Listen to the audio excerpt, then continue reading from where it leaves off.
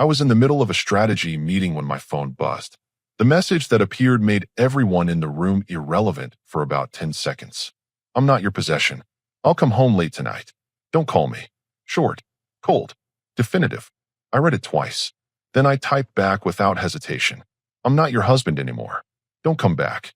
I hit send, put the phone face down on the conference table, and returned my attention to the quarterly projections my partner was presenting. The pharmaceutical industry waits for no one, and neither do I. My phone started vibrating immediately. Once, twice, 10 times. I ignored it completely. You all right? Gregory asked, noticing my phone lighting up like a disco ball. Fine. Just solved a problem faster than expected. Continue. By the time the meeting ended 40 minutes later, I had 67 missed calls and a flood of messages I didn't bother reading.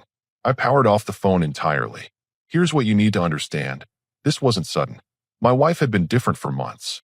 The late nights started around February, always with the same excuse: dinner with Autumn and Bethany, her closest friends. Book clubs became wine nights. Wine nights became weekend brunches that lasted until evening. She stopped asking about the company, stopped pretending to care about the pharmaceutical innovations we were developing. The woman who once celebrated every FDA approval with me now couldn't remember the names of our lead products. And her attitude shifted. She became defiant about small things, dismissive about important ones. When I mentioned feeling distant, she accused me of being controlling. When I suggested counseling, she laughed and said I was overreacting. But that message today, that was her crossing a line she didn't even know existed. I built this pharmaceutical company from scratch. Started in a rented office with one product and a dream. Took 10 years to get where we are now. Mid-size operation, solid reputation, consistent growth. I know how to recognize threats and eliminate them before they become problems. That's why I had a prenuptial agreement drawn up before we married. My lawyer, Mr. Higgins, insisted on it. Ironclad. Protected everything. The business, the house, investments, intellectual property. She signed it without much fuss, probably because she never thought it would matter. Turns out, it matters. I walked out of the office and drove straight to a hotel near downtown. Not because I was running away, because I was creating distance to think clearly. Emotional decisions destroy companies and lives. I don't make emotional decisions. Around midnight, I turned my phone back on. The messages were predictable. Panic, anger, confusion, bargaining. What do you mean you're not my husband anymore? We need to talk about this. You can't just throw away our marriage over one message. I didn't mean it like that. Please come home. I deleted them all without responding. Then I sent a single message. Contact my lawyer for any future communication. Then I made a call to someone I'd used before for corporate security issues. A private investigator who specialized in protecting intellectual property and uncovering industrial espionage. I need a full workup on someone. Discreet, thorough, and I need it within 48 hours. Who's the target? My wife. There was a pause. Understood. I'll start tonight. I hung up and stared at the ceiling of the hotel room. Was I overreacting? Maybe. But successful people trust their instincts, and mine were screaming that something was very wrong. That message wasn't just disrespectful. It was strategic. It was designed to establish dominance, to set new rules in our relationship. She just didn't realize I don't play games where I'm not holding all the cards. I fell asleep that night knowing one thing with absolute certainty. By the time this week ended, I'd know exactly what she'd been doing. And she'd understand exactly what she'd lost. The investigator's name was Russell Coleman. Former FBI, now private sector. He'd helped me once before when a competitor tried planting someone in our research department. Thorough, discreet, and expensive. 46 hours after I hired him, we met in a conference room at my office after hours. He slid a folder across the table. You're not going to like this. I didn't hire you to like it. I hired you to know it. He opened the folder. Photographs spilled out. My wife entering a downtown apartment building. Leaving the same building hours later. Meeting two women at expensive restaurants. Autumn and Bethany, her supposed best friends. But there was a fourth person in several photos. A man I didn't recognize. His name is Conrad Maddox. Executive Vice President at Humphrey Pharmaceuticals. I felt my jaw tighten. Humphrey Pharmaceuticals. Our biggest competitor. How long? Best I can tell, about 4 months. But here's where it gets interesting. Russell pulled out another set of documents. The two friends? They've been facilitating everything, booking hotel rooms under their names, providing alibis, and they've been meeting with Maddox separately, without your wife present. Corporate espionage. That would be my guess. I pulled phone records, legally obtained through proper channels. Your wife has been texting Maddox daily, but she's also been in group chats with those two friends and the topics. He slid his tablet toward me. They're discussing your company. Specifically, I scrolled through the messages. My stomach turned, but my face stayed neutral. Does he know about the R&D pipeline? When's the FDA approval meeting? He wants to know about security protocols. And her responses? Vague, but clearly fishing for information from me. I asked him about the new product launch. He wouldn't give details. Security is tighter now. He changed some passwords last week. Russell leaned back. She's been asking you questions, hasn't she? I thought back. 3 months ago, she suddenly became interested in my work again. Asked about launch strategies. Wanted to know about patent filings.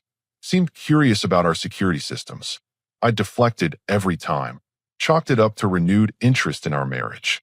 Turns out my instincts were sharper than I gave them credit for. What's Maddox's angle? From what I can piece together, he's been making promises. The two friends are expecting some kind of payout, possibly stock options or cash if certain information becomes available. Your wife. He paused. I think she believes this is genuine. The affair, I mean.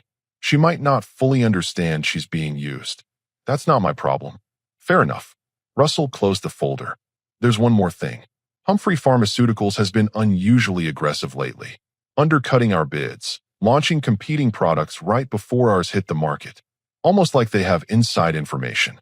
Because they do. I stood up and walked to the window. The city lights stretched out below. I'd built this company in this city. Every street down there represented a doctor's office, a clinic, a hospital that trusted our products. And someone was trying to tear that down using my own wife. What's your next move? Russell asked. I'm going to let them think they're winning. Change nothing obvious. Keep the investigation quiet. But I want everything documented. Every meeting, every message, every transaction. If Maddox promised those two friends compensation, I want proof. If money changed hands, I want records. And your wife? She made her choice when she sent that message. Now she's just another security threat to my company. I'll handle her the same way I handle any threat. Eliminate it completely. Russell gathered his materials. I'll keep digging. Give me another week. I'll have enough to bury all of them. After he left, I called Mr. Higgins at home. He answered on the second ring. We have a problem. Corporate espionage problem. I need you in the office first thing tomorrow. And bring someone who specializes in intellectual property litigation. How bad? Bad enough that our prenuptial agreement is about to become the least of anyone's concerns. I hung up and pulled out the copy of the prenup from my safe. Flipped to page 7. Section 12. Infidelity clause with complete asset protection. She got nothing. Not the house. Not the cars. Not a single share of company stock. She'd signed this 5 years ago, barely reading it. Probably thought it was standard. Probably assumed I'd never enforce it. She was wrong on both counts.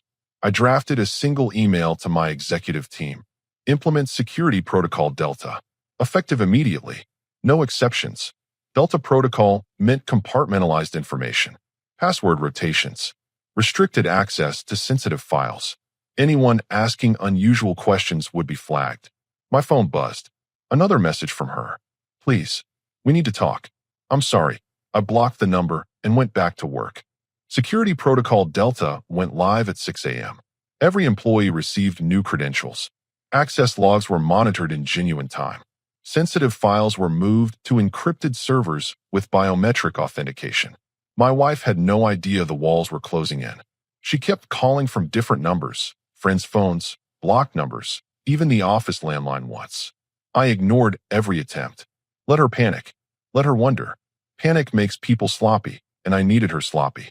Mr. Higgins arrived with Sandra Clements, a litigation specialist with a reputation for destroying corporate espionage cases.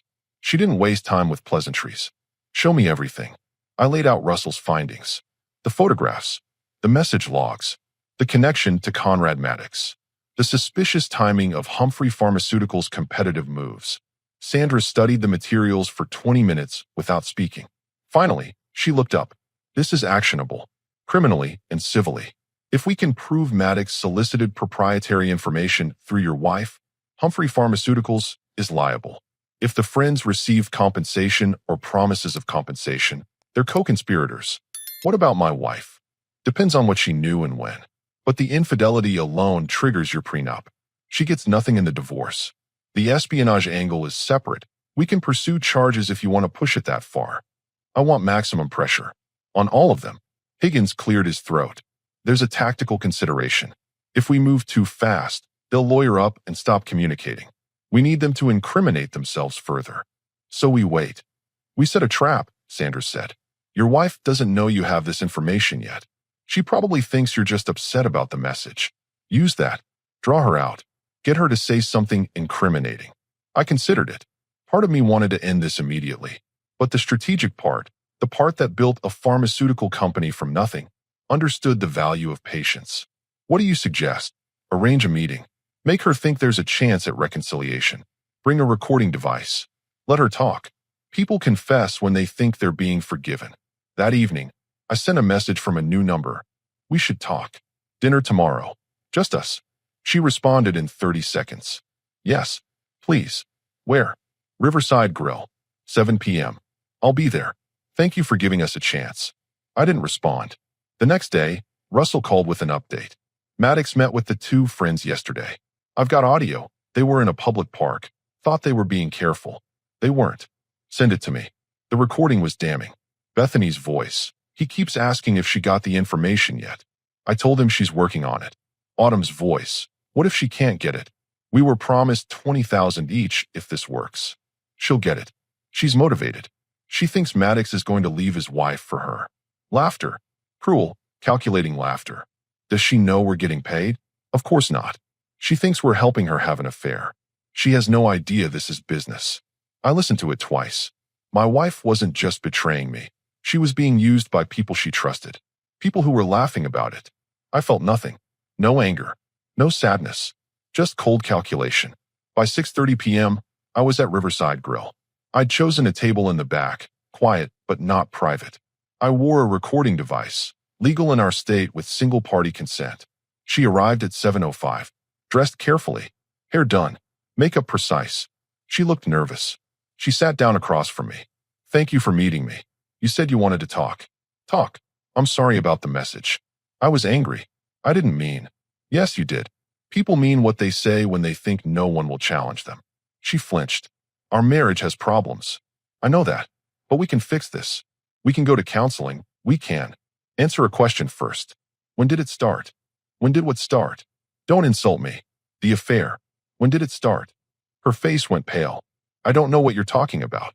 I pulled out my phone and placed a photograph on the table. Her entering Maddox's apartment building.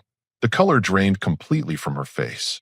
His name is Conrad Maddox, Executive VP at Humphrey Pharmaceuticals. Your friends Autumn and Bethany have been facilitating. Want to see more pictures, or are we done pretending? Her hands shook. I can explain. I'm sure you can. But first, tell me something. Did he ask you about my company? About our products? Our security systems? What? No, this isn't about. Don't lie to me. Not now. She stared at the table. When she finally spoke, her voice was barely audible. He asked a few questions, but it was just conversation. He was interested in my life. Interested in my company's intellectual property, you mean? No, it wasn't like that. I leaned forward. Here's what's going to happen. You're going to leave this table, pack your belongings, and vacate my house. You have 48 hours. After that, the locks change and anything left inside becomes garbage. You can't just kick me out. That's my home too. Check the prenuptial agreement.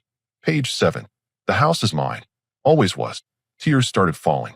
Please. I made a mistake. I was lonely. You work all the time, and he paid attention to me. He used you, and you let him because you were too self-absorbed to notice. I stood up. My lawyer will contact you about the divorce. Don't bother contesting it. You signed away any right to fight when you signed that prenup. What about us? What about everything we built together? We didn't build anything together. I built a company. You decorated a house with my money. There's a difference. I walked out of the restaurant, leaving her sitting there alone. The recording device captured everything. Her admission of the affair. Her acknowledgement that Maddox asked about my company. It wasn't enough to prove conspiracy, but it was a start. and I was just getting started. 2 days later, I walked into my house to find it empty. She'd taken her clothes, some furniture she'd bought, and personal items. Everything else remained. She'd left the keys on the kitchen counter with a note I didn't bother reading. Russell called that afternoon with news. Maddox just had an emergency meeting with Humphrey's legal department. Lasted 3 hours. He left looking like he'd seen a ghost. They know we're investigating. Probably. But here's the interesting part. The two friends, Autumn and Bethany, have been trying to reach your wife nonstop. She's not responding. I think she told them you know about the affair, and now they're panicking. Good. Let them panic. Sandra Clements had been busy too. She'd filed preliminary notices with Humphrey Pharmaceuticals' legal team, alleging corporate espionage and demanding preservation of all communications involving Conrad Maddox. It was a warning shot: cooperate or face federal charges. Humphrey's response came within hours. They wanted a meeting. We sat across from their legal team in a neutral conference room. 3 lawyers, their head of compliance, and conspicuously absent, Conrad Maddox. Their lead counsel spoke first. We want to make clear that Humphrey Pharmaceuticals has no institutional knowledge of any improper conduct by Mr. Maddox. If he acted inappropriately, it was without authorization or awareness from corporate leadership. Sandra didn't blink. So you're throwing him under the bus before we've even presented evidence. We're clarifying our position. If Mr. Maddox engaged in industrial espionage or solicitation of proprietary information, he did so as a rogue actor.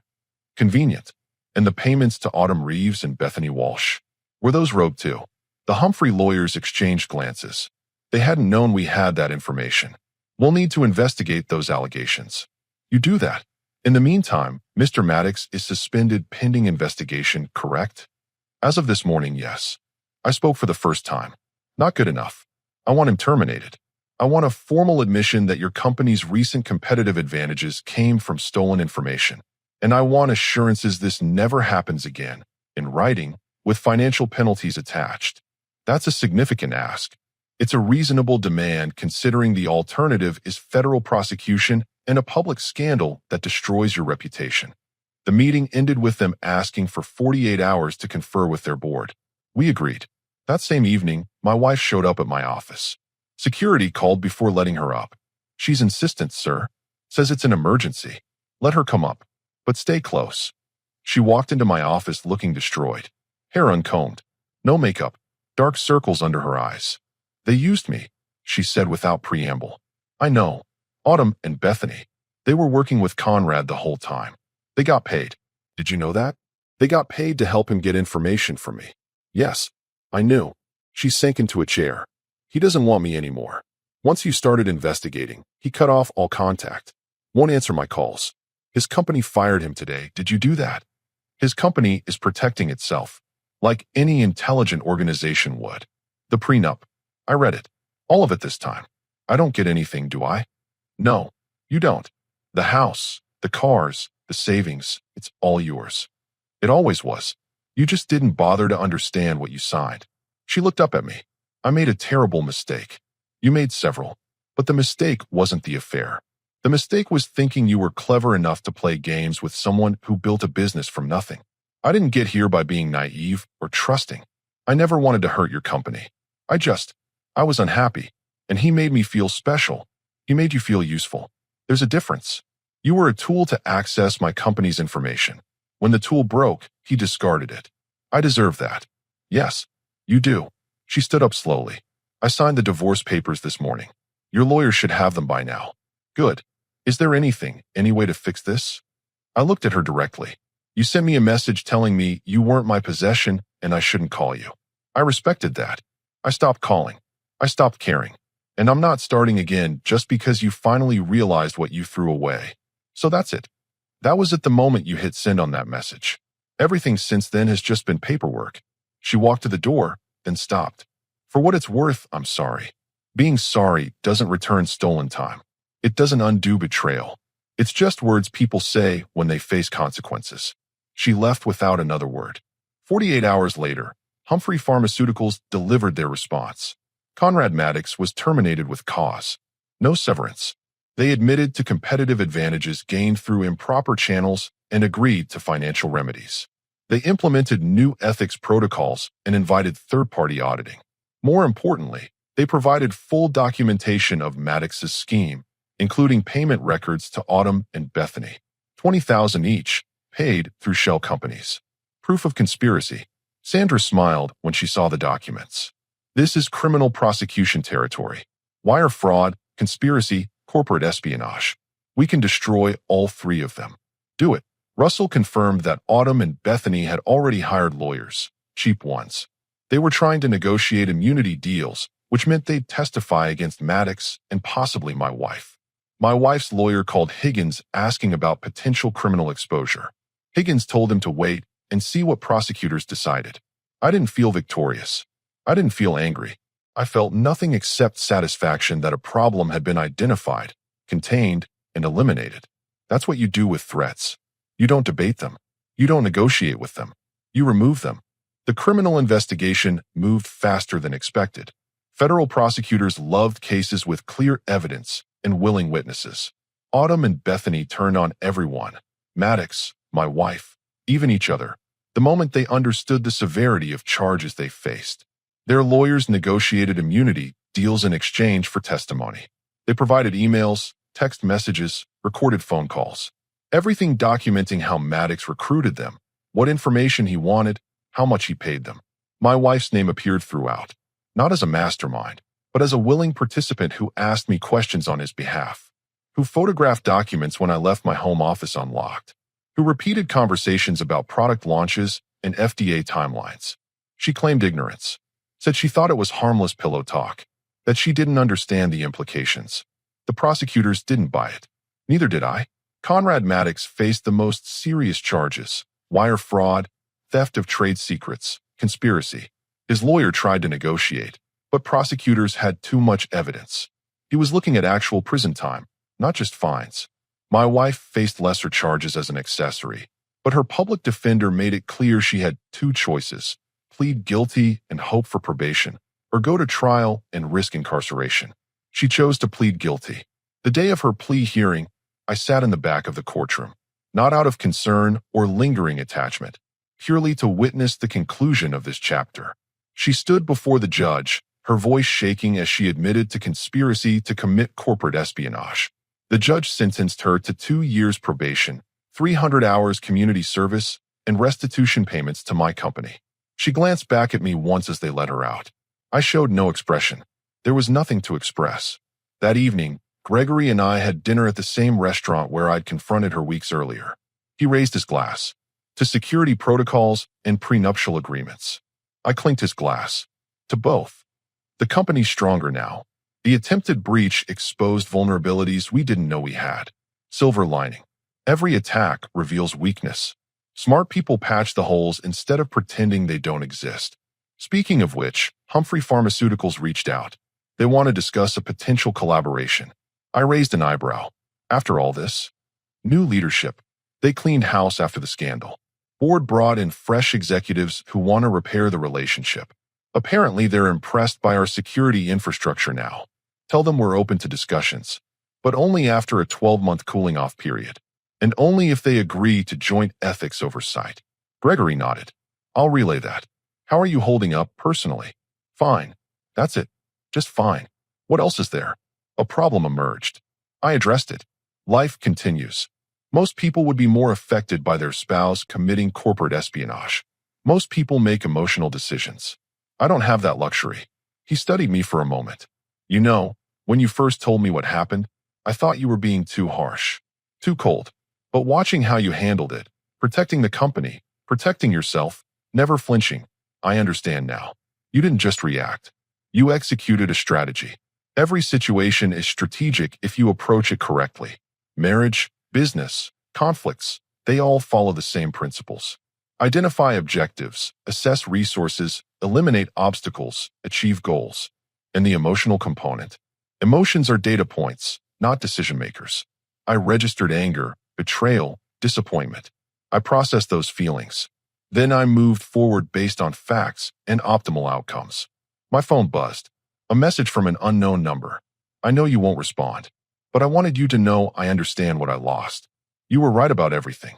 I'm sorry. I showed Gregory the screen. Should I respond? Do you want to? No. Then don't. I deleted the message and blocked the number. The waiter brought our entrees. We shifted conversation to expansion plans, new product pipelines, market opportunities. The past became irrelevant within minutes. That's the thing about moving forward. You have to actually move. You can't drag yesterday's failures into tomorrow's opportunities. 3 weeks later, the divorce was finalized. I received documentation showing all assets remained under my control. She received confirmation that her name was removed from all accounts, properties, and legal associations with me. Russell Coleman called to close his final report. Maddox took a plea deal, 18 months in federal prison. Autumn and Bethany completed their immunity agreements. Your former wife finished her probation intake. Case closed on all fronts. Send your final invoice to accounting. Already did. Pleasure working with you again. Though I hope there's not a third time. There won't be. I upgraded more than just company security. After hanging up, I sat in my office looking out at the city. The same view I'd had the night this started. The same buildings. The same streets. Nothing had changed externally. But internally, I'd eliminated a vulnerability. Closed a door that should never have been opened. Removed someone who saw me as a resource rather than a person. My phone rang. Gregory. Board meeting in 10 minutes. Ready? On my way. I grabbed my tablet and headed to the conference room. The company needed my attention. The market needed my focus. The future needed my energy. The past could take care of itself. And if my former wife spent the rest of her life regretting a text message she sent in a moment of arrogance and manipulation, well, that was simply the natural consequence of poor decision-making. I'd moved on the moment I typed my response. She just hadn't realized how permanent that moment would be. 6 months after that message, I stood in the lobby of our newly expanded facility. Ribbon-cutting ceremony, local press, city officials, board members, investors. The pharmaceutical company had grown 23%. We'd launched 2 new products, hired 40 new employees, opened a second research facility. The attempted sabotage had failed so completely that it became a case study in corporate security. Other companies contacted us asking about our protocols. Gregory gave the speech about innovation and community impact. I stood beside him, scanning the crowd. Politicians, business leaders, scientists, people who mattered. And then I saw her. She was standing at the edge of the crowd, partially hidden behind a column. Thinner, older looking, watching the ceremony like a ghost observing her former life. Our eyes met for half a second. She turned and walked away quickly. After the ceremony, I found security footage showing when she arrived. She'd stood there for 20 minutes, just watching, never approaching, never trying to speak to anyone. Want me to issue a trespass warning? The security chief asked. No, she's harmless now. Let her watch if she wants. That evening, I had dinner with the executive team. We celebrated the expansion, discussed future goals, debated market strategies. Someone mentioned the scandal from months ago, how it seemed like ancient history now. You handled that situation perfectly, Sandra Clements said. She'd become our primary corporate counsel after the case. Most people would have let emotion cloud their judgment. You treated it like a business problem and solved it like one. Because that's what it was. A business problem with a personal component. You don't let the personal component override strategic thinking. Still, she continued, not many people can compartmentalize like that. Your wife betrayed you, tried to destroy your company, and you never flinched. Former wife. And she didn't betray me. She revealed who she actually was. There's a difference. Betrayal implies I was deceived. I wasn't. I just finally had proof of what I'd suspected. My phone buzzed. Another unknown number. I almost didn't check it, but something made me look. I saw the expansion announcement. Congratulations. You deserve every success. I hope someday you can forgive me. I showed the message to Gregory. What do you think? I think she finally understands what she lost. Understanding and deserving forgiveness aren't the same thing. I typed a response, then deleted it. Typed another, deleted that too. Finally, I put the phone away without responding. Some messages don't deserve answers. The next morning, I was reviewing quarterly projections when Higgins called. Your former wife's probation was completed successfully. She's off supervision as of yesterday. Good for her. There's more. She apparently moved out of state. Her lawyer contacted me asking if you had any objection to her leaving jurisdiction. I told him the divorce was final and you had no further interest in her whereabouts. Correct. He also mentioned she's in therapy, trying to rebuild her life. Thought you'd want to know. I don't. But thank you for the update. Understood. That closes the file permanently then. After hanging up, I pulled up the message she'd sent the day this started. The one that changed everything. I'm not your possession. I'll come home late tonight. Don't call me. And my response, I'm not your husband anymore. Don't come back. 10 words that ended a marriage. 67 missed calls that went unanswered. Weeks of investigation that exposed a conspiracy. Months of legal proceedings that resulted in convictions. All because she thought she was establishing dominance with a text message. I deleted the entire conversation thread and emptied the trash folder. That afternoon, I had lunch with Russell Coleman. He'd become a friend beyond his professional role. You seem lighter, he observed. Lighter. Less burdened. Like you finally closed a door that was stuck open. Maybe. Or maybe I'm just focused on what matters now instead of what mattered before. The company's thriving. That must feel good. It does. But not because I proved something or won some competition. It feels good because we're doing meaningful work. Creating products that help people. Building something that lasts. And personally, I considered the question. Personally, I learned that protecting what you build is more important than mourning what you lose. She was never part of what I built. She was adjacent to it. When she left, nothing structural changed. That's a lonely way to see marriage. It's an honest way to see that particular marriage. Maybe someday there'll be a different one. With someone who sees partnership as building together, not accessing what's already built. Fair enough. We finished lunch and went our separate ways. I returned to the office, dove into work, lost track of time until Gregory knocked on my door at 7 p.m. Go home. The company will survive without you for 12 hours. I know. Just finishing the compliance review. It can wait. You've been here since 6 this morning. He was right. I gathered my things and headed to my car. The house was quiet when I got home. Exactly as I liked it. No drama. No complications. No hidden agendas. I made dinner, reviewed some documents, watched news coverage of our expansion. Normal evening. Productive evening. My phone buzzed one final time. Same unknown number from earlier. I know you won't respond. I just wanted to say I hope you find someone who deserves you. Someone who sees what I couldn't see. Goodbye. I read it twice. Then I blocked the number permanently. Not out of anger. Not out of bitterness. Simply because that chapter was closed, and reopening it served no purpose. She'd sent a message 6 months ago declaring independence from being my possession. I'd responded by granting her exactly what she asked for, complete and total absence from my life. She just hadn't realized that's what she was actually requesting. Some lessons cost everything to learn. That wasn't my problem anymore.